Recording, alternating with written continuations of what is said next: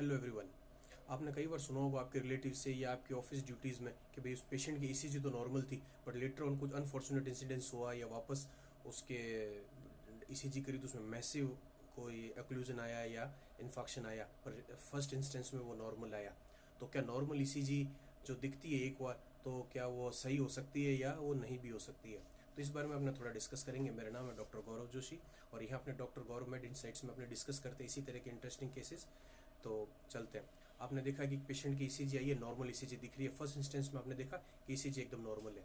तो normal ECG ये rule out नहीं करती है कि पेशेंट को एमआई नहीं है। नॉर्मल ईसीजी है, लेकिन डिस्पाइट उसके फैमिली हिस्ट्री है, टिपिकल जो चेस्ट पेन हैवीनेस जो बता रहे पेशेंट की, तो अपने इग्नोर नहीं करना चाहिए। क्यों?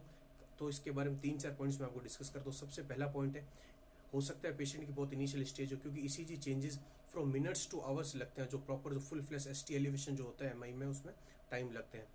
दूसरा अपने कॉजेस क्या होते हैं? पोस्टीरियर वॉल एमआई, जो मोस्ट कॉमन जो कैजुअलिटी जो अनफॉर्चुनेट इंसिडेंट्स अपने को अकर होते हैं वो होते हैं पोस्टीरियर वॉल इन्फेक्शन होता है। उसमें रेसिप्रोकल चेंजेस V1 से V3 में मिलते हैं। टॉल आर वेव दिखेगा और एसटी डिप्रेशन दिखता है। तो अपने क्योंकि वी अपने जो हॉरिजॉन्टल चेस्ट लीड्स है अपने V1 से V6 लगाते हैं, लेकिन पोस्टीरियर वॉल एमआई आपके V7 से V9 में एसटी एलिवेशन दिखता है।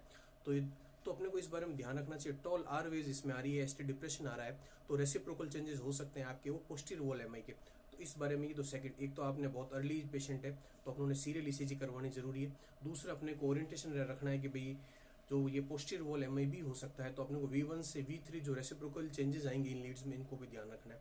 तीसरा हो सकता है कि पेशेंट के एनएसटी एमआई हो रहा हो, कि मतलब टिपिकल पैटर्न ना हो, एसटी डिप्रेशन होना स्टार्ट हुआ हो। तो एसटी डिप्रेशन जो इंफीरियर वॉल एमआई या और भी तरह के हो, उसमें एसटी एलिवेशन ना होकर के एसटी डिप्रेशन अपने आ रहा हो, तो ये भी हो सकता है। चौथा आपके वो हो सकता है कोई पेरिकार्डिटिस वगैरह हार्ट में हो जो मिमिक करे और भी फीचर्स करे, लेकिन आपको रूल आउट हमेशा करना है कि पेशेंट की फैमिली हिस्ट्री पॉजिटिव है और पेशेंट के टिपिकल जो चेस्ट पेन बता रहा है, तो आपको कार्डियक बायोमार्कर जो ट्रोपोनिन आई या टी जो आपके अवेलेबल हो वो करवाना बहुत जरूरी है। ट्रोपाई आपका अर्ली डायग्नोसिस करेगा, मैसिव इंक्रीज हो जाएगा ट्रोपोनिन लेवल्स में। दूसरा इकोकार्डियोग्राम रीजनल वॉल अबनॉर्मलिटीज आपको ये बता देगा। तीसरा आपके पॉइंट जो डेफिनेटिव डायग्राम है एंजियोग्राफी। तो होप आपको इस बारे में डिस्कस में समझ में आया होगा।